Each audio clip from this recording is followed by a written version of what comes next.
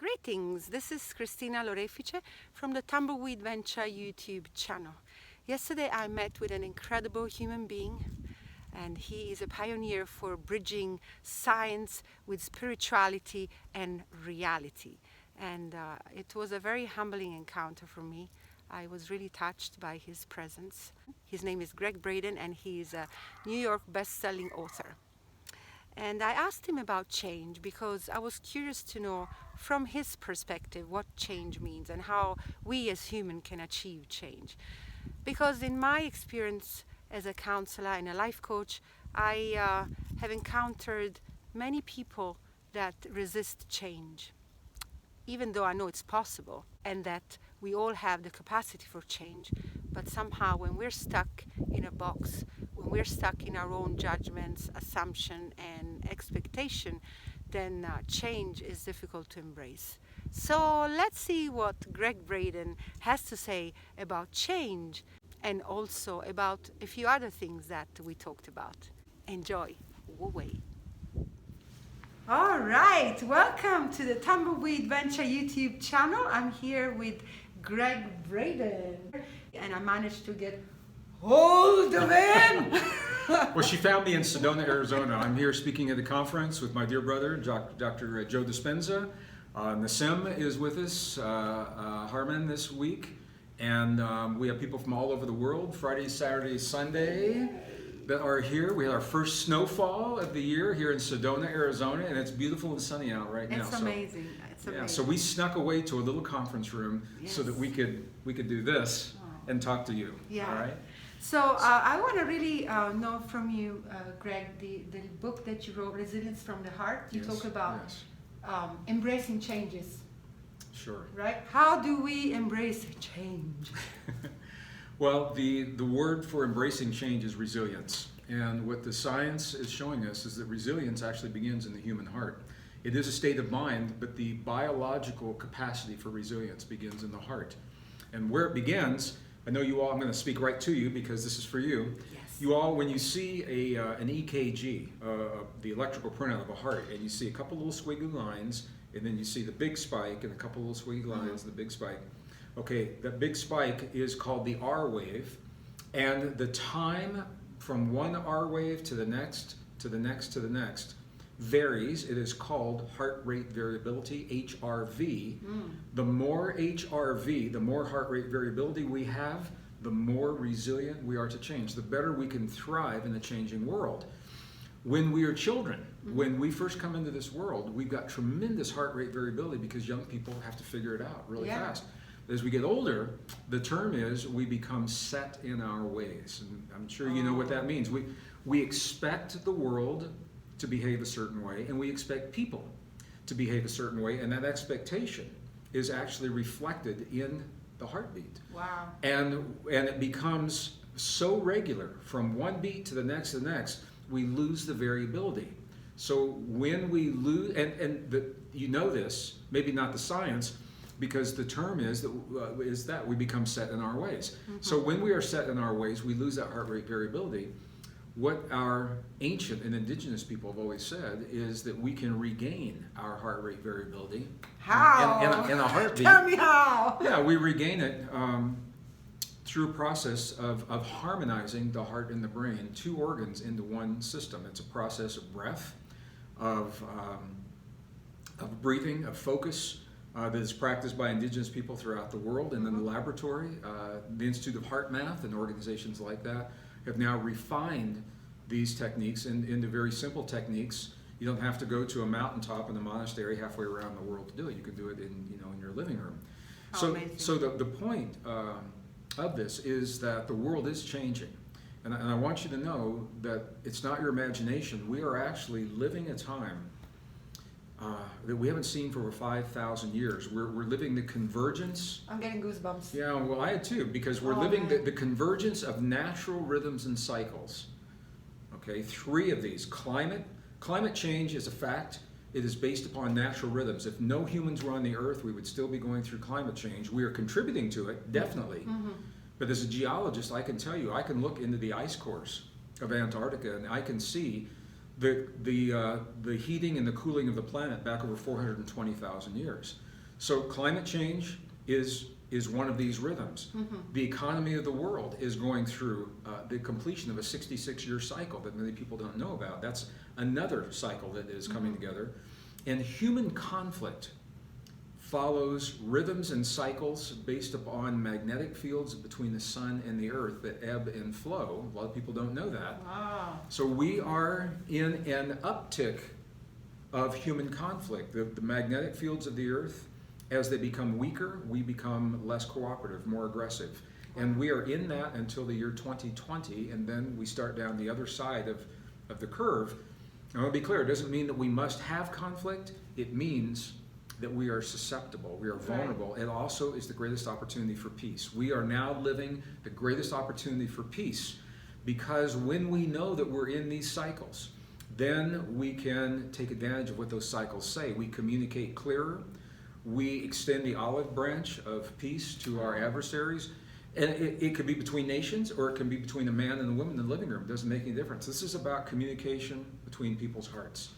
So all three of these cycles are converging, and we are witnessing what that means in our world. Our world is changing, but we're being asked to deal with a new world based upon the thinking of the past that's unsustainable, that led to the problems that we're experiencing. It doesn't make any sense at all. No, it doesn't, right? So as we learn new ways of thinking, and so this is where it's at for me, how can we be resilient to the change unless we're honest with ourselves about the change? Honest, truthful, and factual.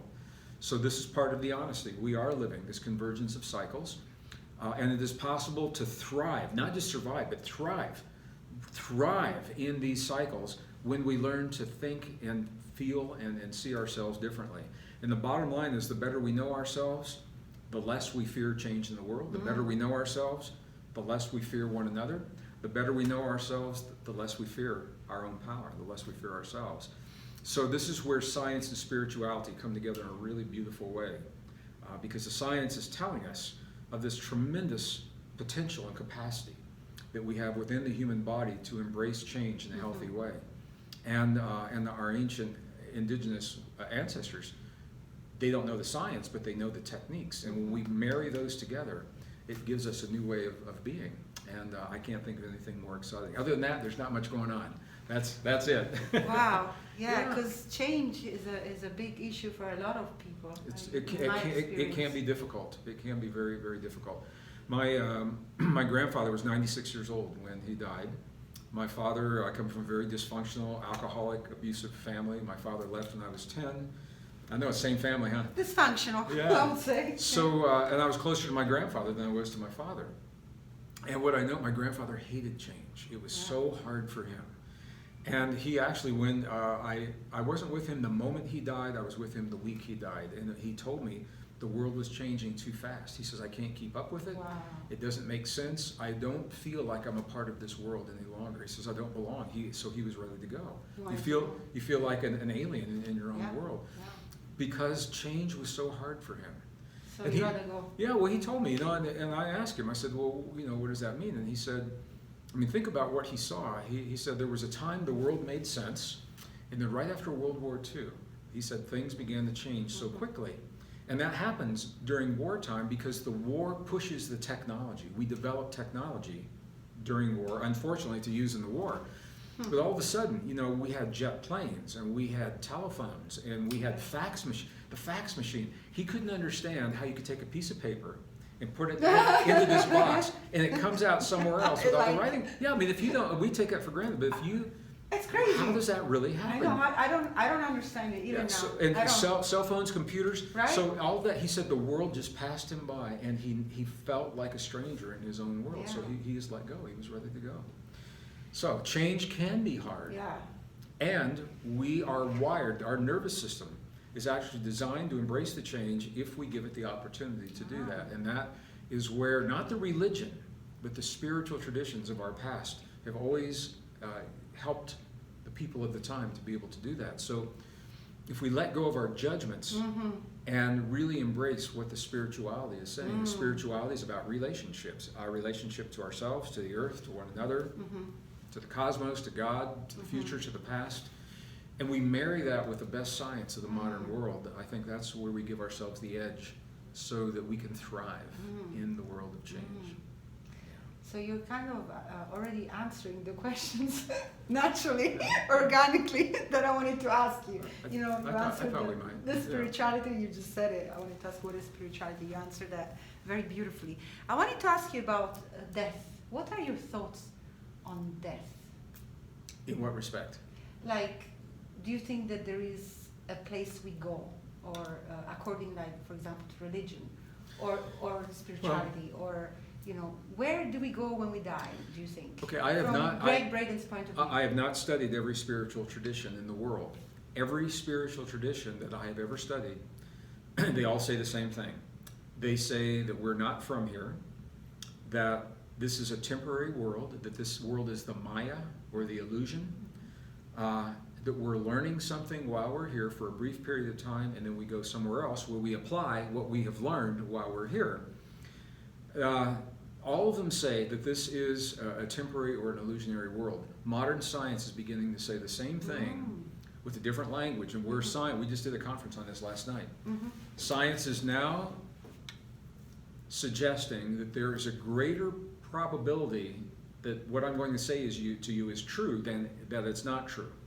Science is now suspecting that we are living in what is called a virtual reality or a simulation, that this world that we are in right now is a projection, and we are projections, and we exist outside of this reality in what is called a base reality. This is not the base reality. So Elon Musk is he's very into this. There are scientific explorations now, projects where they are trying to find the code for this simulation to break through to the other side. That's crazy. But if you think about it like this, so what does it mean? It means that we are having these experiences here, but we are really somewhere else, projecting into these bodies. We're learning something. What are we learning? I don't know for certain, but I suspect it is about love, forgiveness, about human emotions, how we use them in our lives and what they mean to our bodies. And I'm laying that foundation because now we talk about death. What does death mean? It means we're no longer in the simulation, but we are still somewhere else, wherever this projection is coming from.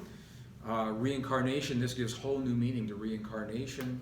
It's a new language that scientists are using to discuss a very, very old idea. And the old idea is that this is a temporary world of illusion. And scientists are saying they've actually run the algorithms, and that they said the chances are about 98% that we are in a virtual world than that we are not. And the question is, if we are in a virtual reality, how would you know it? Absolutely. Because all we know for reference is what's right here. All we know. Yeah. Unless we have experiences where we break out of this reality. There are some chemicals that may do that may break us through temporarily. There are some dream states, some altered states.